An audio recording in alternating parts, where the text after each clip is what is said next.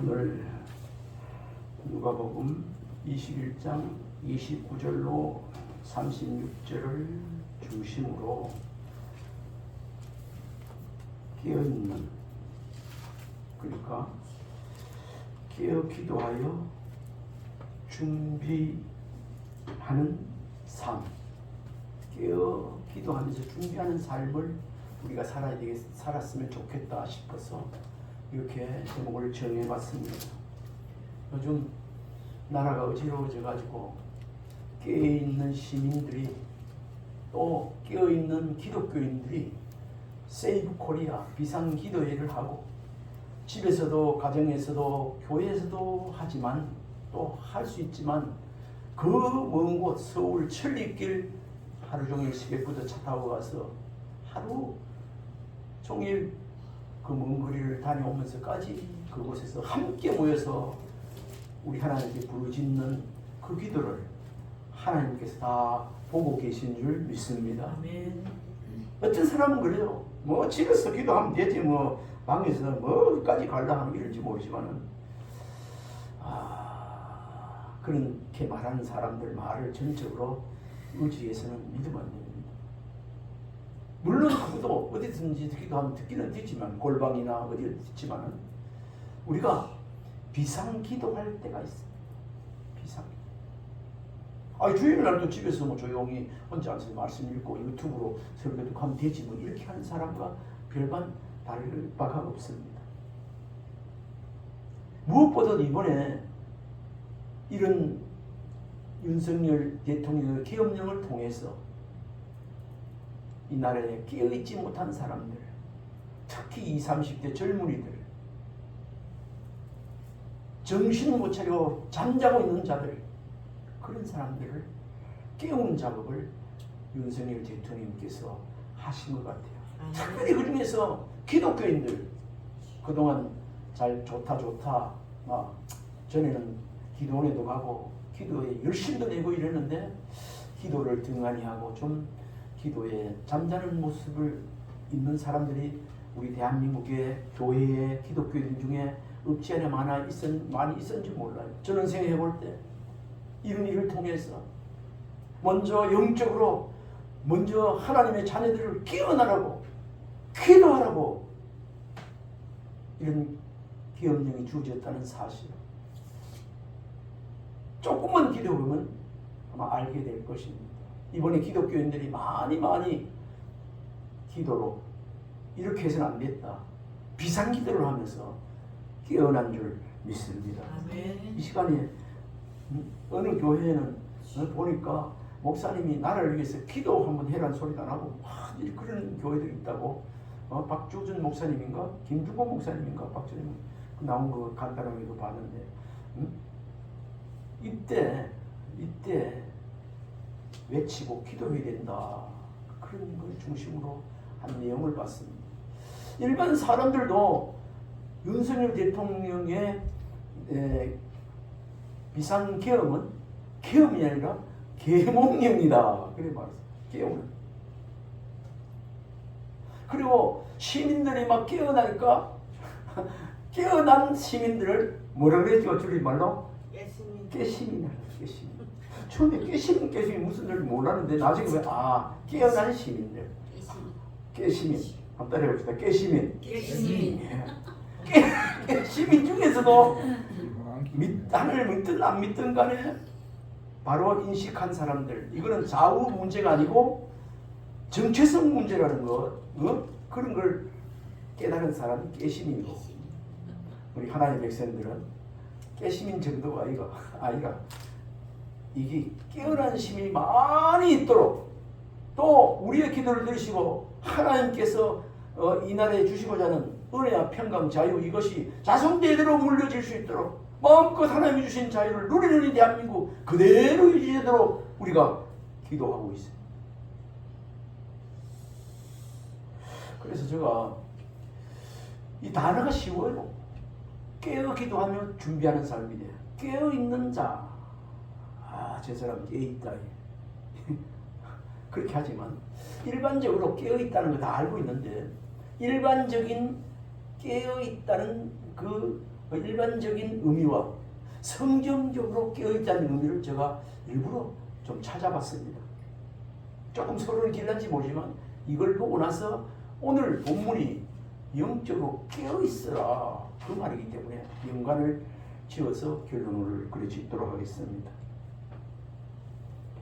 일반적인 의미 깨어있다는 것은 단순히 잠에서 깨어나는 것을 넘어 정신적으로나 감정적으로 명확한 상태에 있는 것을 의미한다. 그렇게 말하고 있습니다. 그런데 이 중에 한 4가지 요소들이 있는데 그걸 나누면 첫 번째는 의식적인 상태. 숨은 쉬는데 맥박은 뛰는데 전혀 누군지 모르고 듣지도 말도 못하는 사람 식물인간 아닙니까?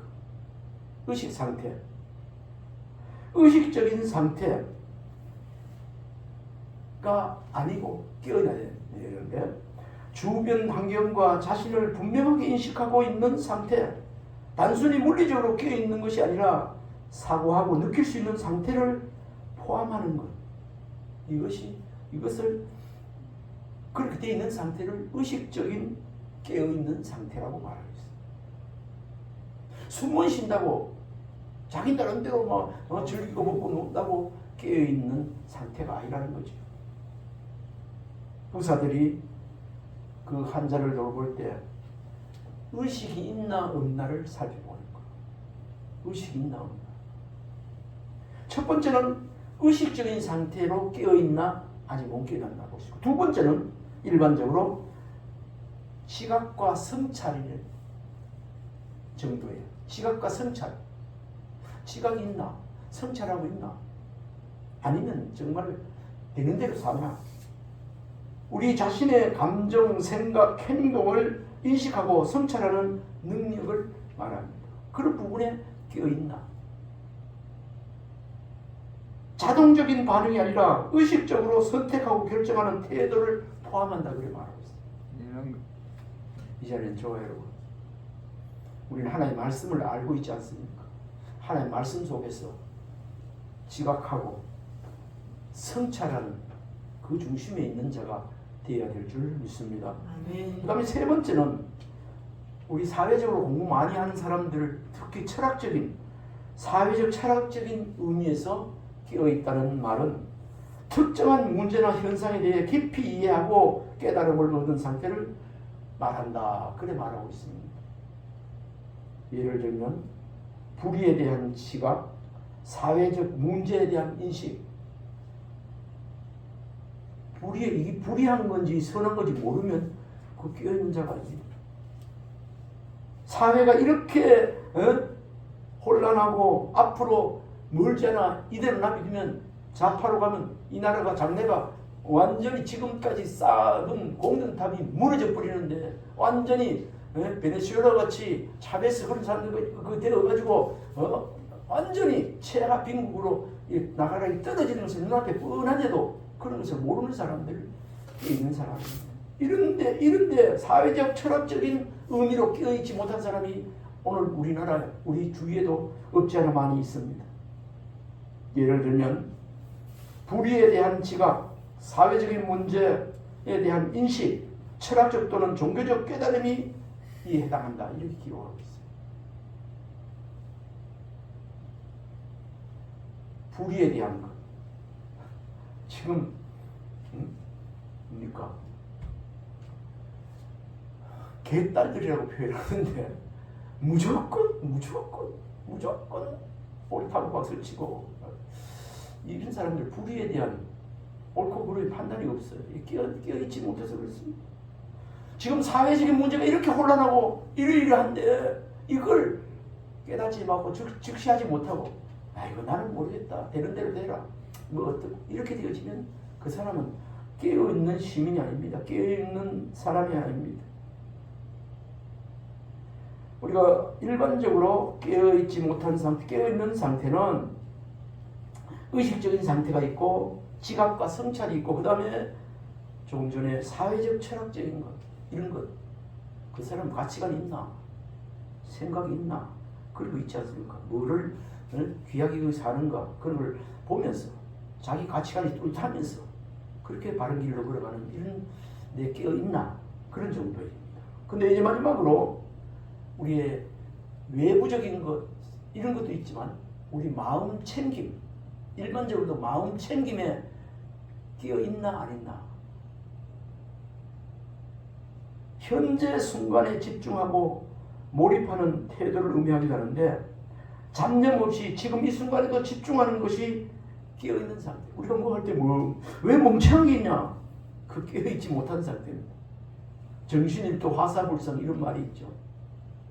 이 마음 챙기는 걸 말해요. 이걸 한마디로 요약해서 말씀드린다면, 깨어있다는 것은 단순한 생물학적인 것을 넘어 자기 자신과 세상을 깊이 이해하고 받아들이는 태도라고 말하고 있습니다.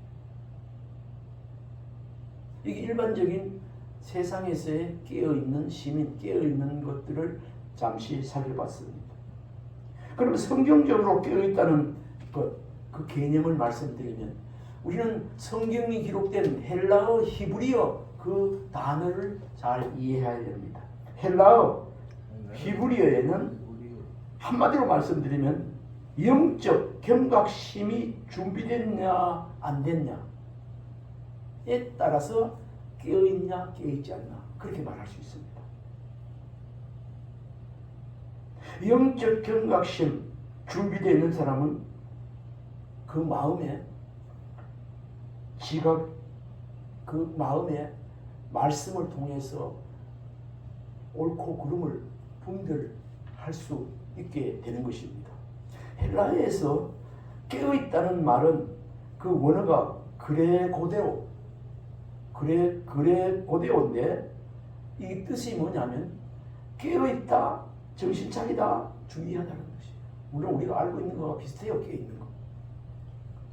이런 말씀을 성경에 어디에 예를 들어서 말씀하고 있는가? 마태복음 24장 42절에 그러므로 깨어있으라, 그러므로 깨어있으라, 이 말이 성경 헬라어에 그러므로 깨어있으라, 그러므로 정신 차리라, 그러므로 주의해라, 이런 뜻으로 기록된 말씀입니다. 베드로전서 5장 8절에도 이 단어가 들어있습니다. 그레고레오, 근신하라, 깨어라, 너희 대적마귀가 우는 사자같이 두루 다니며 삼킬 자를 찾나니.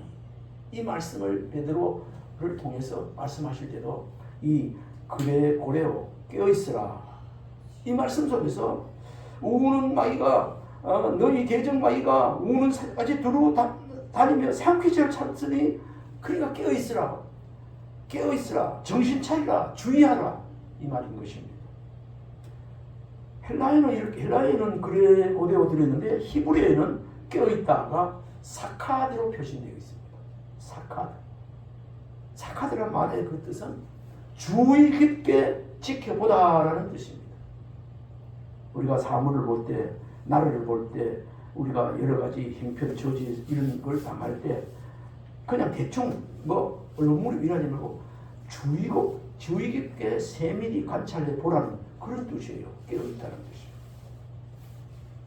이 말씀이 어디 있는가? 예레미야 1장 12절에 이런 말씀, 주의 깊게 어떻게 해요? 지켜보라는 이 말씀이, 여호와께서 내게 이르시되 내가 잘 보았도다.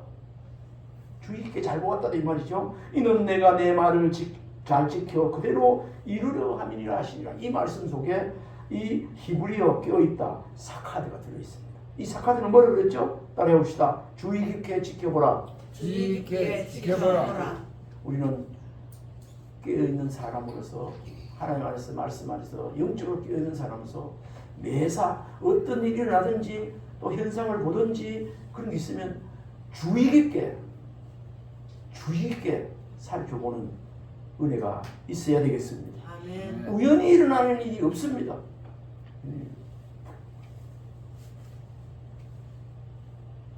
하나님의 뜻을 신실하게 지키는 자, 주의 있게 볼 수밖에 없지 않겠습니까? 시편 57편 8절에 내 영광아 깰지어다, 내 영광아 깰지어다. 여기에도 히브리어 사카드로 기록되어 있습니다. 주의 깊게 지켜봐라 이 말이죠. 내 영광아 깰지어다. 잠자는 상태에서 벗어나 하나님을 향해 깨어나라는 것을 의미합니다. 깨어있다. 영적으로, 그러니까 성경적으로 영적인 의미를 정리하면 이렇습니다.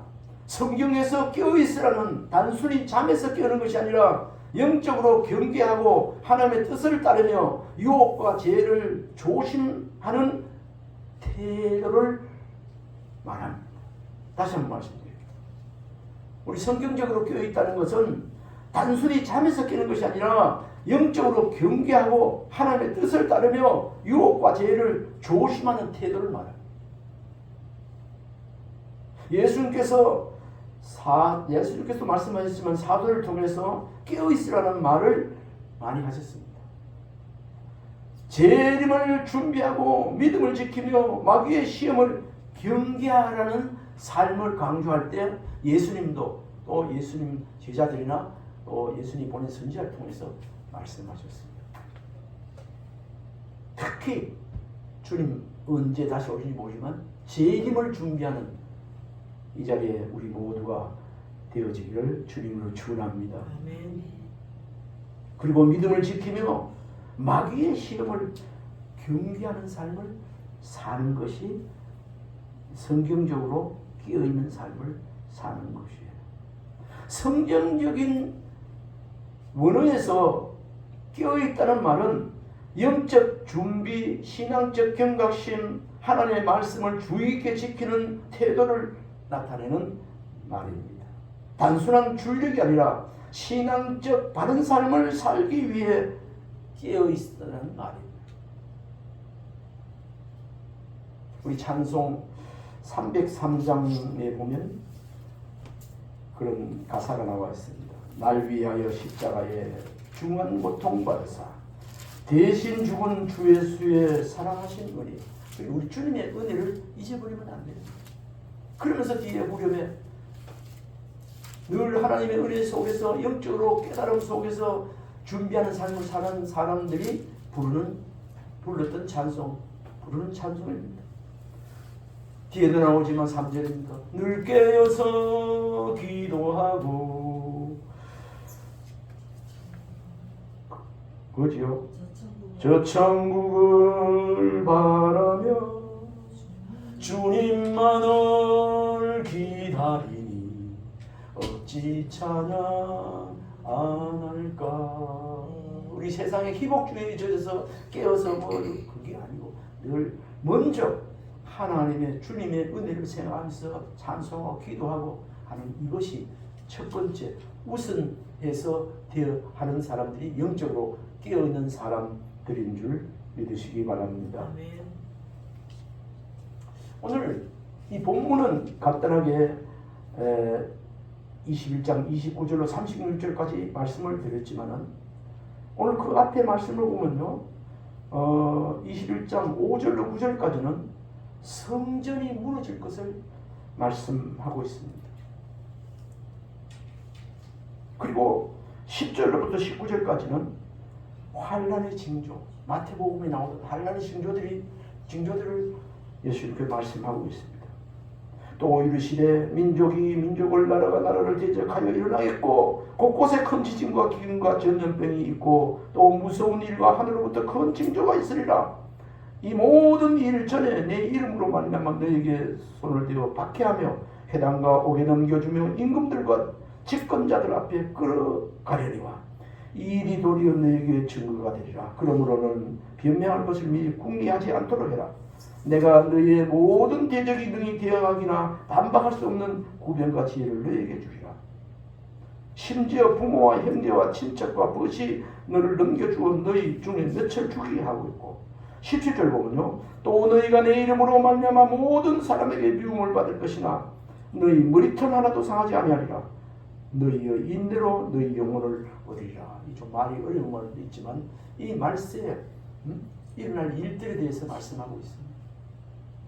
이런 시기가 올 때 원망 불평하고 내가 바로 살았는데 왜 이러냐 이런 것이 아니고 이런 말씀을 알고 있으면, 지금 어느 경점인지 알고 있으면 이런 하나님의 말씀이 있었기 때문에, 그렇더라도 하나님의 말씀 붙잡고 우리가 넘어지지 않고 깨어있는 삶 준비할 수 있다는 거죠. 깨어있는 삶을 살 수 있다는 그런 말씀이 아니겠습니까? 오늘 29절로 33절까지에 보면 29절 36절에 보면요, 오늘 본문은 예수님께서 종말의 때를 대비하여 제자들에게 주신 교훈이 여기 들어있습니다. 우리는 세상의 끝이 언제 올지 알 수 없지만 깨어 준비하는 믿음 생활이 중요하다는 것을 알 수 있습니다. 예수님께서 무화과 나무의 비유를 통해 그 징조를 분별하라고 하시고, 방탕과 급정으로 마음이 둔해지지 않도록 경계하며 항상 기도하며 깨어있으라고 하신 말씀이 오늘 29절로 36절까지의 말씀입니다. 여기서 한 두세 가지를 찾아보면요, 29절로 31절까지는 무화과 나무 비유입니다. 이 말씀을 쭉 보면서 무화과나무가 푸르르면 여름이 가까운 줄 알라. 그런데 무화과 나무뿐만 아니고 오늘 성경 말씀을 자세히 보니까 무화과, 이에 29절입니다. 같이 읽어봅시다. 29절은 시작. 이에 비유로 이르시되 무화과 나무와 모든 나무를 보라. 나 무화과 나무의 푸른 잎을 보라, 그것만 기억이 났는데 다시 보니까 모든 나무를 보라. 제 말이 아니래요, 그죠? 모든 나무를 보라. 싹이 나면 너희가 보고 여름이 가까운 줄을 자연히 아냐니, 이와 같이 너희가 이런 일이 일어나거든 보거든 하나님의 나라가 가까운 줄 안다. 이번에 시골에 선동교회 갔다, 아까 동영상 우리 단톡에 올리는데 한번 나중에 봐보시죠. 동영상 만들어 올려놨습니다. 아주 시골 면 소재에서 한 4km 떨어진 곳을 산골짜기로 올라가서 있는데, 오면서 가면서 보니까 벌써 꽃이 펴, 우미 돋고, 거기서도 보니까 앞에 뭐 산 옆에 기슭에 고령태에 보니까 새파란 우미 돌아가는 게 보이더라고. 지금 매실 꽃은 하얗게 벌써 피더라고. 지난 목사님 내려주고 들어오는 길에 보니까 홍매화가 벌써 피려고 빨간 우미 막 콩만큼 딱 나오고 있대요. 이런 걸 말씀드리는 게 아니고, 우리도 이런 걸 보면 봄이 왔구나. 무화과나무뿐만 아니고 여기 있는 무화과나무와 모든 나무를 보라. 그거 보고 우리도 봄이 온 것을 알 수 있지 않겠습니까? 그런데 이런 걸 나무에 우미 돋고 꽃이 피고 무성한 것을 보고 여름이 오고 봄이 온 것을 우리가 아는 것처럼, 오늘 말씀을 하나님께서 하시는데 이런 것들, 이런 일이 일어나거든. 민족이 대결을 하고 미워하고 넘겨주고 배도하고 이런 일이 일어나거든. 주님이 제일이만 하자 가까운 걸 알라. 그렇게 말씀하고 있는 것입니다. 이 말씀 속을 다시 한번 정리해보고, 예수님은 무화과나무를 통해 종말의 징조를 깨달으라고 하신 이 말씀입니다. 나뭇잎이 돋아나는 것을 보면 여름이 가까운 것을 알듯이 세상에 나타나는 징조를 통해 하나님 나라가 가까이 온 것을 분별하라는 말씀입니다. 우리도 이 시대가 지금 어느 경점에 있는지 말씀에 비추어 봐서 말씀을 묵상하면서 말씀을 가지고 분별하며 사는 은혜가, 지혜가 있기를 주님의 축원합니다. 세상의 현상과 변화 속에서 하나님의 뜻을 찾고 그분의 계획을 깨닫는 것이 그 어느 때보다도 우리에게 중요한 것입니다. 첫 번째로 뭐였죠? 무화과나무를 비유를 보고 때가 가까운 걸 알라, 그렇게 말씀합니다. 두 번째는 32절부터 33절입니다. 같이 한번 읽어봅시다. 시작. 내가 진실로 너에게 말하노니 이 세대가 지나가기 전에 모든 일이 다 이루리라. 천지는 없어지겠으나 내 말은 없어지지 아니하리라. 하나님의 말씀은 반드시 이루어진다는 말씀입니다. 예수님께서는 이 세대가 지나가기 전에 일이 다 이루어진 것이라고 말씀하시는 부분입니다. 이것은 예루살렘 성전이 멸망하는 사건을 의미하기도 하지만은 궁극적으로는 하나님의 계획이 반드시 성취될 것임을 의미하는 말씀입니다. 하나님의 모든 뜻은 그 뜻대로 되어집니다. 다 정한 때가 있습니다. 세상은 변하지만 하나님의 말씀은 변하지 않는다고 오늘 성경에 또 기록하고 있습니다. 우리가 그렇기 때문에 우리가 붙잡아야 할 것은 세상의 유행이나 사상이 아니라 하나님의 변함없는 진리의 말씀인 줄 믿습니다. 아멘. 세상 풍조고 나라에 갈리고 바뀌어도 명예와 돈을 부를 붙잡을 것이 아니고 하나님의 진리의 말씀을 붙잡고 살아가는 은혜가 저와 여러분의 있기를 주님을 축원합니다. 아멘. 첫 번째는 무화과나무를 비유를 보고 알고, 두 번째는 하나님의 말씀이 반드시 이루어진다는 것, 이런 교훈을 주셨고요. 세 번째 34절 35절 말씀은 우리 한번 읽어봐요.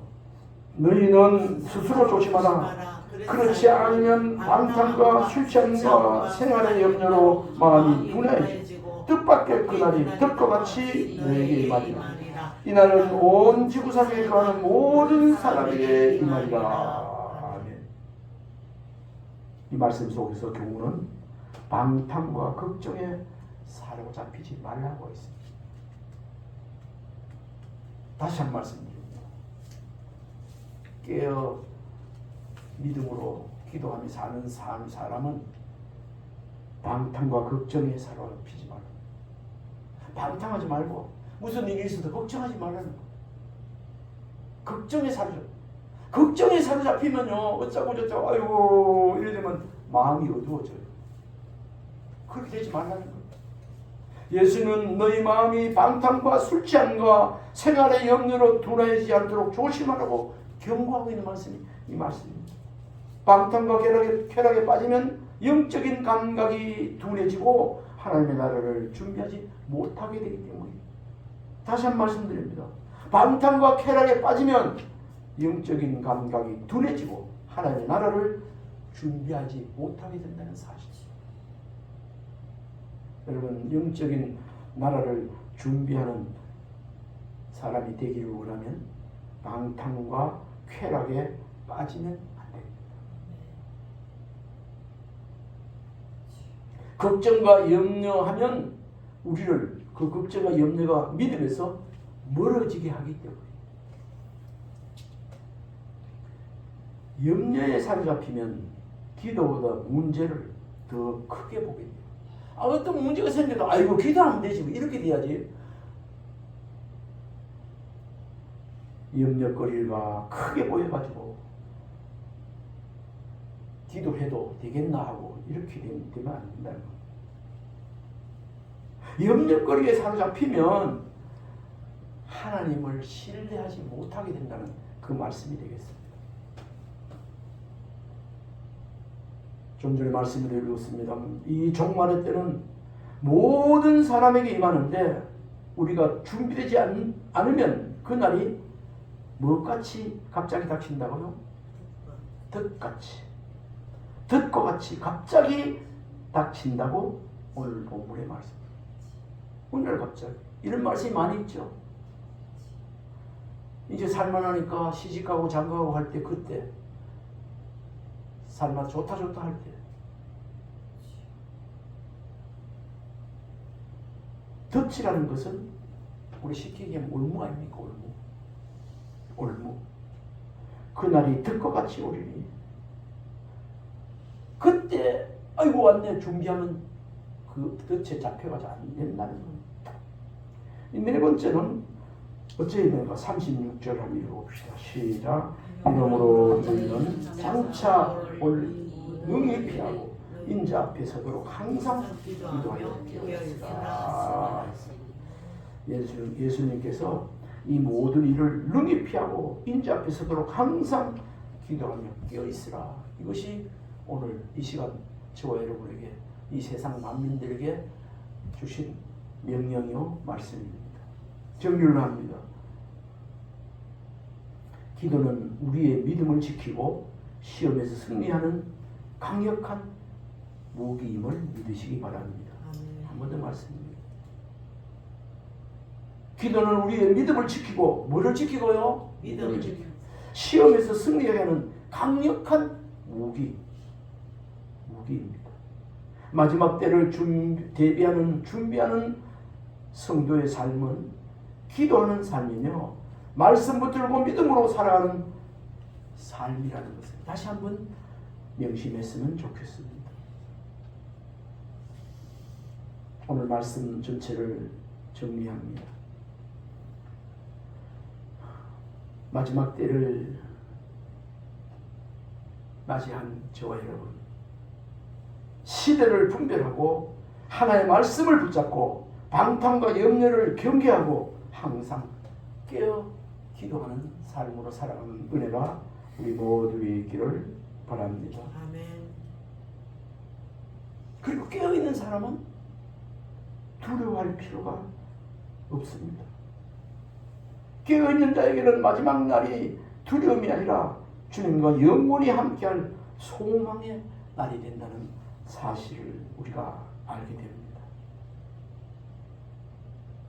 그렇게 생활하고 있겠지만 믿음으로 깨어 주님 맞이할 준비 잘하는, 어제까지는 잘 못했더라도 지금부터라도 깨어 주님 맞이할 준비 잘하는 이 자리에 우리 모두가 되어지기를 주님으로 축원합니다. 아멘. 참고 성경을 한 서너 세 개 찾았는데 제가 소개하고 마칠까 합니다.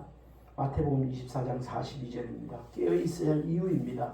그러므로 깨어 있으라. 어느 날에 너희 주가 임할는지 너희가 알지 못합니다. 아멘. 누가복음 21장 36절 오늘 본문에 있습니다. 이러므로 너희는 장차 올 이 모든 일을 능히 피하고 인자 앞에 서도록 항상 기도하며 껴있으라 하십니다. 그리고 참고성에 나와 있었죠. 참고성에 없는 건데 베드로서 5장 8절에 이렇게 기록하고 있습니다. 근신하라 깨어라 너희 대적마귀가 우는 사자같이 두루다니며 삼킬 자를 두루 찾고 단찬나니 그래 말씀합니다. 참고성에서 3번입니다. 데살로니가전서 5장 6절 우리 같이 읽어볼까요? 시작. 그러므로 우리는 다른 이들 같이 자지 말고 오직 깨어 정신을 차릴지라. 아멘. 우리 한번 축복합시다.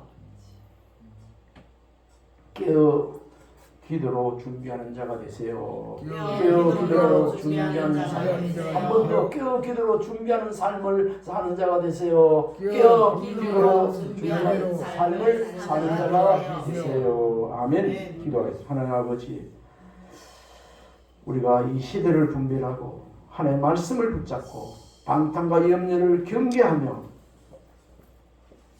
주님 맞을 준비를 하며 깨어 사는 자 되게 해 주시옵소서. 아멘. 예수님 이름으로 기도드리옵나이다. 아멘. 아멘.